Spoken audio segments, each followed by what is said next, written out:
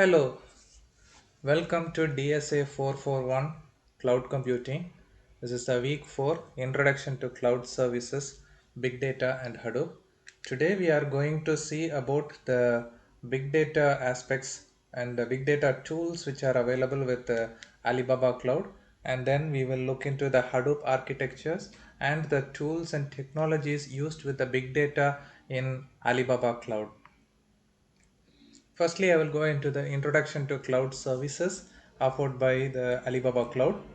When we see into the Alibaba Cloud portfolio, it is divided into three major verticals of cloud infrastructure, data intelligence, and then core internet technology.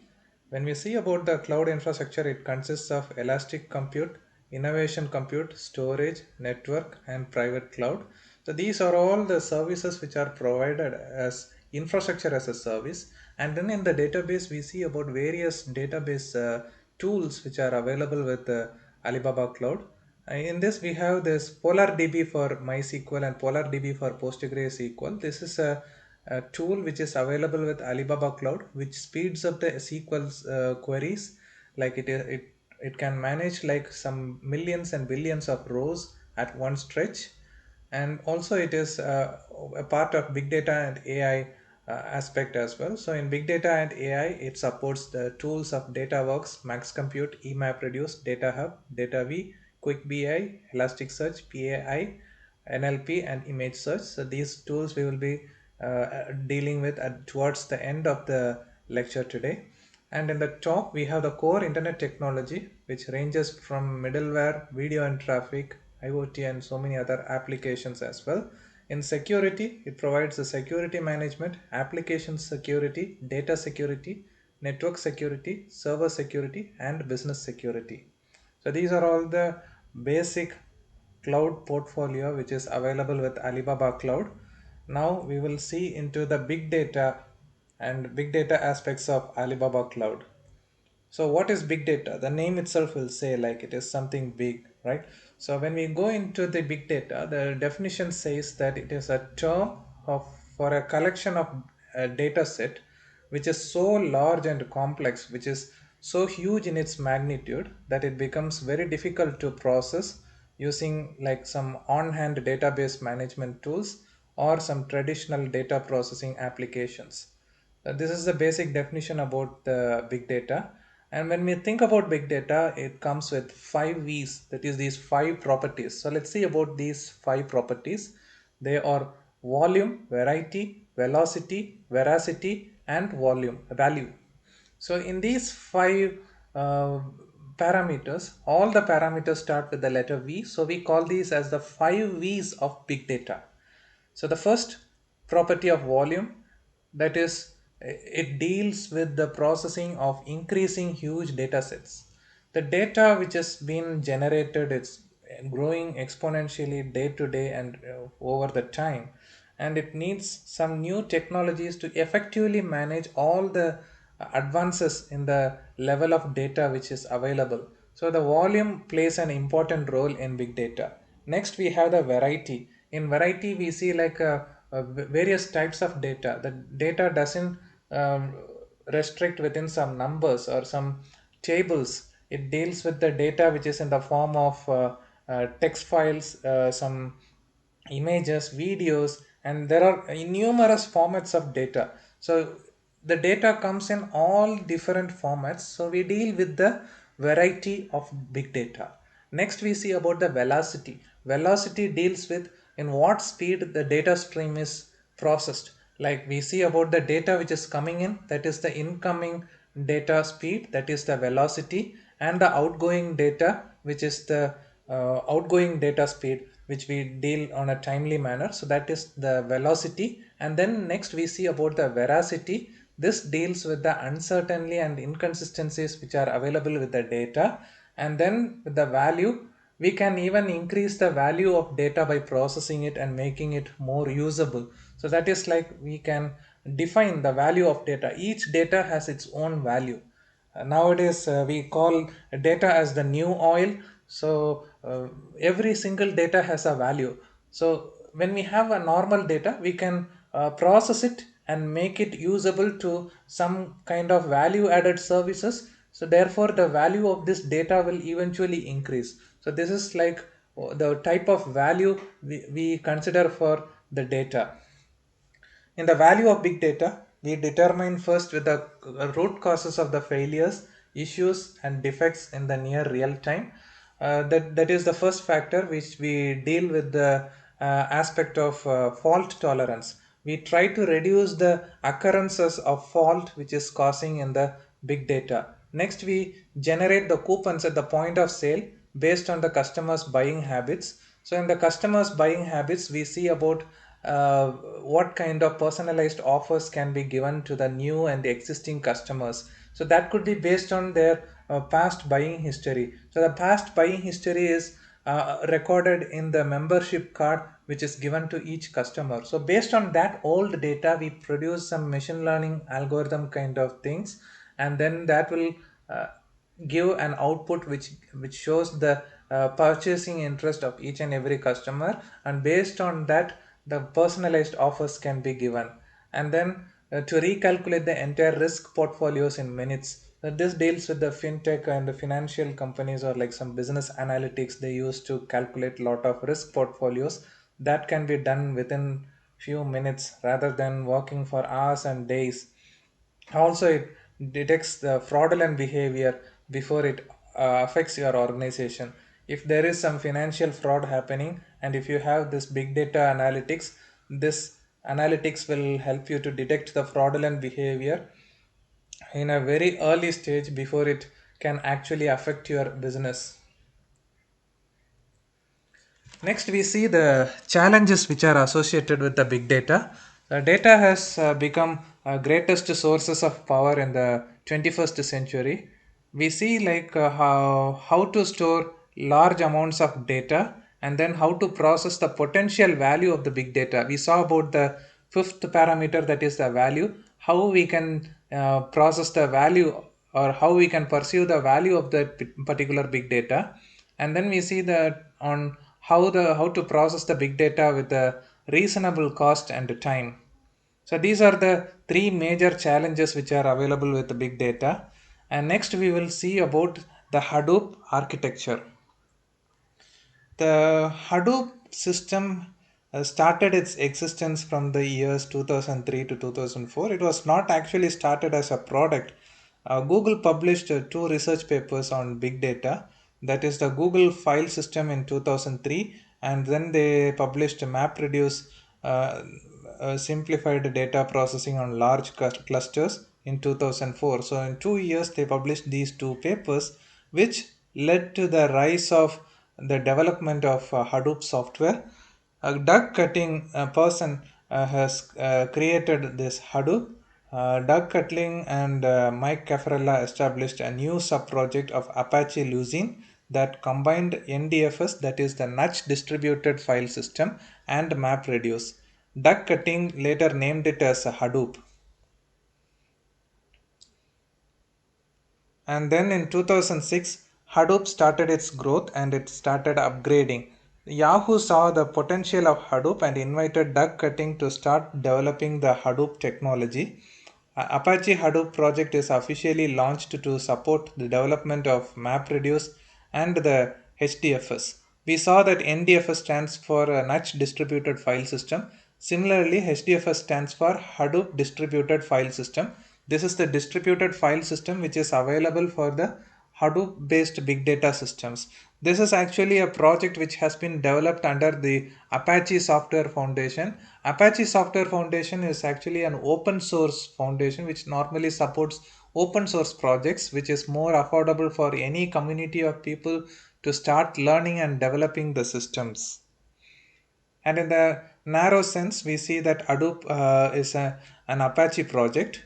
It is an open source, as I already mentioned. It has some frameworks of reliable, scalable, distributed computing, and data storage.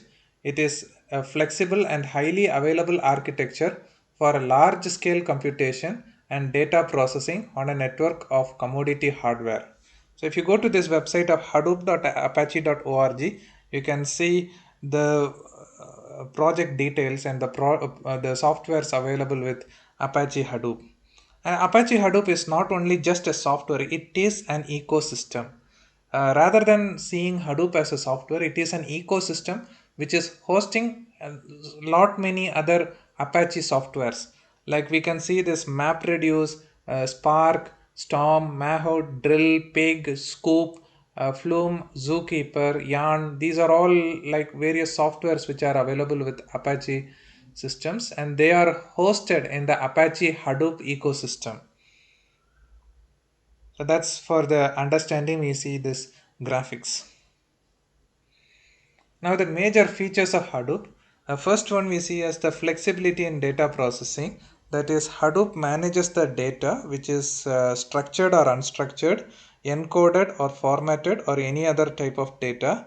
When it comes to structured data, it is like the data which we store normally in the form of table, which has a fixed number of columns, and it can have variable sizes of rows, and you can make it like big or small, whatever it is. So it increases the flexibility in data processing. Next, we see that it is easily scalable.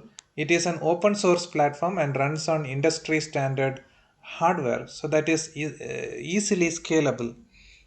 Next, we see that Hadoop is a fault tolerant. The data is stored in HDFS where the data automatically gets replicated at two other locations. So we call this as fault tolerant systems. And if in case we have some data lost at one particular node, we can retrieve the copies of that data from other nodes which is where it is stored. So it is distributed, and also it can check for the faults occurring, and also it can take countermeasures to avoid that fault to happen. So this system is totally a fault tolerant system. Next, we have the faster data processing. Hadoop is extremely good at high volume batch processing because of its ability to do parallel processing. And then we see that it is robust. Hadoop has a very robust ecosystem that is well suited to meet the analytical needs of developers and small to large organization. Finally, we see that Hadoop system is cost effective. Hadoop generates the cost benefits by bringing massively parallel computing to commodity servers. Like we can work in like a cluster of devices. It gives like a lot of added functionalities. Thereby, it is cost effective to implement the big data analytics based systems. Now we see the architecture with Hadoop. In this lecture, we see the comparison between Hadoop 1.0 and Hadoop 2.0. There is Hadoop 3.0, which is recently launched, but we don't deal much about it because the Hadoop 2.0 right now is the most stable one to see as an architecture.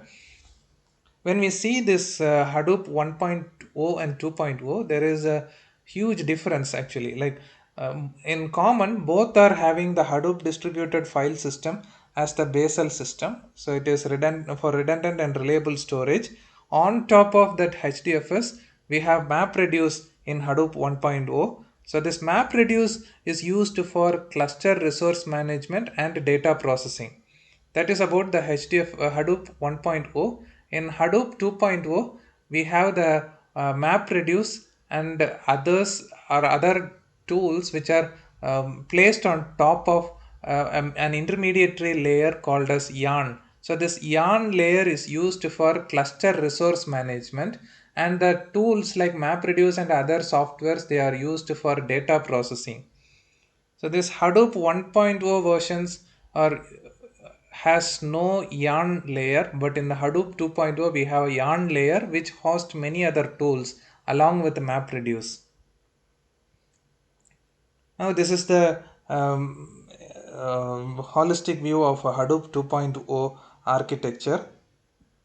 And in Hadoop common, we have the libraries and utilities which are needed by other Hadoop modules. Then we have the Hadoop distributed file system, or we call that as a HDFS. This is a distributed file system that stores data on the commodity machines, providing very high aggregate bandwidth across the cluster. Next, we have the Hadoop Yarn, that is a resource management platform responsible for managing compute resources in clusters and using them for scheduling of users applications. Then we have the Hadoop MapReduce. This is one of the software. It is actually a programming model for large scale data processing. And now we see the Hadoop ecosystem. So this has various layers which is having the functionalities with the various aspects. We have the basic softwares, computing frameworks, and then the data mining analysis. So firstly, we see the top layer, we have the basic softwares of Apache Pig, Hive, Mahout, HBase, and Phoenix. These are all the basic softwares running in the Hadoop ecosystem. They are supported by data processing based computing frameworks, that is the MapReduce, which we saw in the Hadoop framework itself. Apache Spark, Flink, and Apache Storm. These are all the frameworks used. These processing tools are hosted on top of the layer of yarn. So this yarn is placed on the basal HDFS, that is the Hadoop distributed file system. This supports the tools of Apache Flume, Uzi, Scoop, Zookeeper, Apache Kafka, and Apache Ambari. Now we see the HDFS core components. We have the master node, which consists of the name node, and the slave node, which consists of the data node. This is like the server and client look alike, but it is not the client and server. But it has like one node acting as the master, and the data nodes which are connected to that master node will act as a slave, and they contain the replica of data which is stored in the master node. This is the core component, and in the yarn core component we see the master node, which consists of the resource manager. In the previous HDFS core we see that as the name node. In here in yarn we have the resource manager. In the HDFS core component we saw the data node in the slave nodes, but here we see the node manager. These are the differences between the core components of HDFS and yarn. This is at the level up of HDFS core components. We have this yarn core components, and now we see about the Hadoop distributed file system. When we go into the Hadoop distributed file system, we consider various factors while we design the system. We see about the hardware failure, streaming data access, large data sets, simple coherency mode, and then we have a portability across heterogeneous hardware and software platforms, and thereby it comes to a scene where moving computation is cheaper than moving of data. That is, you just move the computational capacity from one place to another rather than moving all the data from one place to another. So it doesn't need much of data migration. So that's a flexibility of HDFS architecture.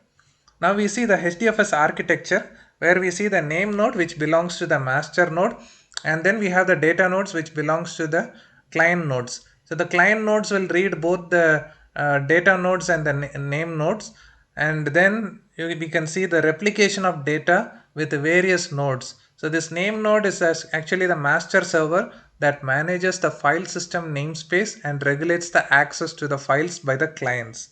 And then in the data node, we can usually have like one per node in the cluster. This manages the storage attached to the nodes, and they run on.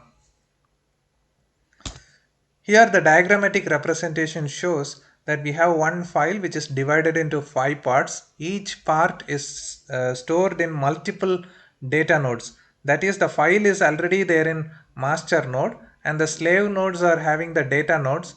So these parts of the file are stored in the data nodes in multiple locations. For example, the part 1 is stored in data node 1 and the data node 3, whereas the second part is available in the data node 1, 2, and 4.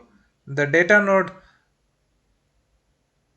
for 3 it belongs to 5 and then 7, like that. So each part is placed in multiple nodes. So in case if the master node gets collapsed, or if the data is not retrievable from there, we can retrieve the files from the backup locations within the slave nodes. So it is acting as a distributed file system which makes sure that the data availability is more when compared to the traditional system. Now we see the Alibaba Cloud Big Data products one by one. Firstly, we see like this is the product system overview. Here we see like lot of products. For all these products, the base is from the data center, which is an x86 server. On top of the data center, we have the Linux cluster, and the Linux cluster runs the Apsara system. So this is the basal infrastructure which is provided by all the data centers of Alibaba Cloud. And then the big data analytics tools consists of DataWorks, PAI, that is the platform for artificial intelligence, Analytic DB, MaxCompute, and Stream Compute. And then we have the storage and databases, which includes OSS, that is the object storage service, distributed relational database system, and then table store and relational database system. And then we have the data application service, which includes QuickBI, DataV, Intelligent Robot. This QuickBI is normally used for data visualization. It is used for many business analytics as well. Now we see the basic products of cloud database. We have the Apsara DB for the relational database system. It is stable, reliable, flexible, and scalable online database services. The instant user interface and the DMS visual interface. It is compatible with MySQL, SQL Server, Postgre, and other relational databases. It provides database online expansion, backup rollback, and performance monitoring and analysis functions. The read-only instance and the temporary instance is available with the relational database system. There are some advantages of using this tool. It has a hot standby, that is, it has a second level switch where the service availability is up to 99.95%. It gives security protection against DDoS attack, that is, it gives an anti-DDoS attack, distributed denial of service attack, SQL injection alarm, and data multiple backup. Finally, it is easy to use with one-touch data migration, visual management operation. And then we see about the distributed relational database service. In the previous one, we saw like relational database service. Here we see the relational database service in a distributed format. The distributed data storage and retrieval products are based on relational database service. It has an horizontal split, smooth expansion. It solves the problems of RDS and cannot support business independently. It reduces the difficulty of users using distributed databases. The advantages are it is easy to use, it is compatible with MySQL, that is an interactive protocol, and SQL. It gives stability, that is sharing Alibaba TDDL and Corba components. It is distributed, that is the horizontal split, having the capacity to up to single node with 100 times. The scalability is that it add and drop the nodes have little impact on application and efficient data migration. Next product we see is the table store. It is for building NoSQL data storage service on Alibaba Cloud Apsara distributed system, storage and real-time access of massive structured data. It gives a flexible resource reservation, real-time monitoring display. And also the advantages we see as the stability, security, and then large scale and high performance. In stability, we see that it has an automatic fault detection and recovery, raising the system availability to 99.9%. The security, it has the user level data isolation, access control, and privilege management, data redundancy backup. In large scale, we see as a single table with the 100 terabytes level of data storage. In high performance, we have millisecond level single row read and write delay, 100,000 level of QPS.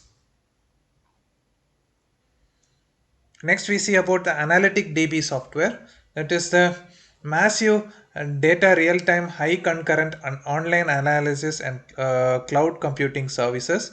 It is used for free computation and query ability. It also has a high availability and high security. Mostly it is fully compatible with the MySQL protocol. There are advantages for this tool as well. We have the high computational freedom, which has a flexible multi-dimensional analysis, data perspective, and data filtering through SQL. There is an extreme response time, that is milliseconds of 100 billion level data pivot, millisecond large table correlation calculation. So that's why it is having like a high availability and high processing of data. It is also easy to use. It uses a standard SQL, supports standard MySQL's protocol, built-in data input or output of a variety of cloud product, and it has a rich features, that is high performance automatic indexing, extreme speed data export, etc. MaxCompute, which is previously known as ODPS, large scale computing and storage up to petabyte level.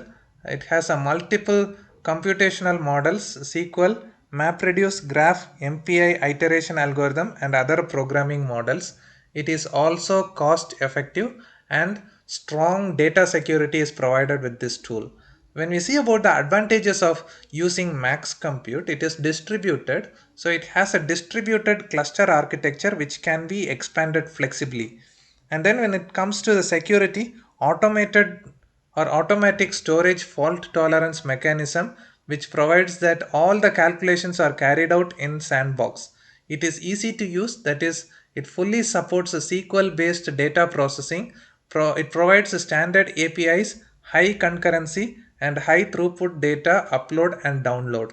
For management and authorization, it does a multi-user management, collaborative data analysis, multiple user rights management, flexible data access control strategies.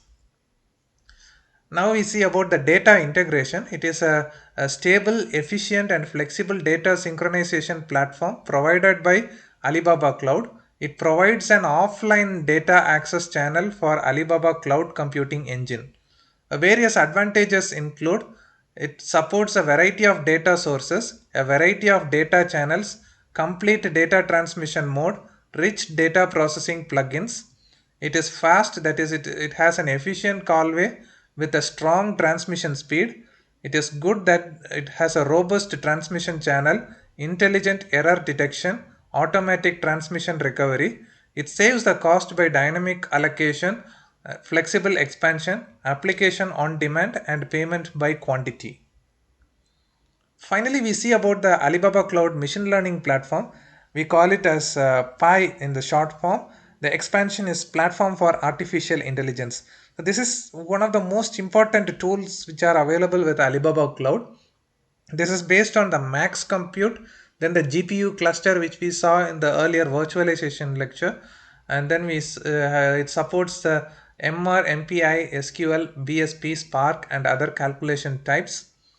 It has a built-in distributed algorithm of Alibaba which supports tens of billions of data volume trading. So it can manage the data up to the huge quantity of data. It has even the polar DB based data processing systems.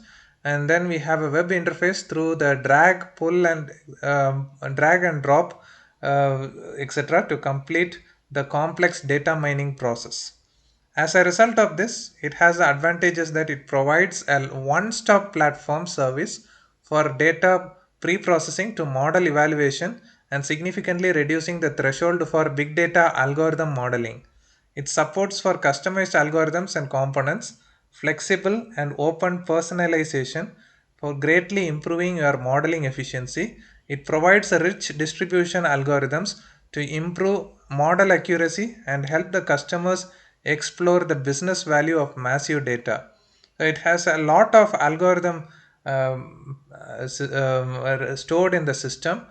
It has like a data science workshop, that is the notebook which we can use in Alibaba Cloud, and then there are like drag and drop based system where you actually don't require much programming knowledge, but it can be used for some drag and drop based system to develop the machine learning models which can be deployed into the systems which you develop with a web interface.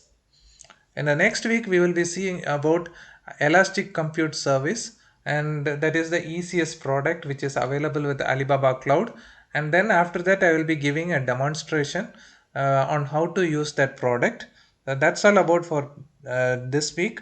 So we will see these two topics in the next lecture.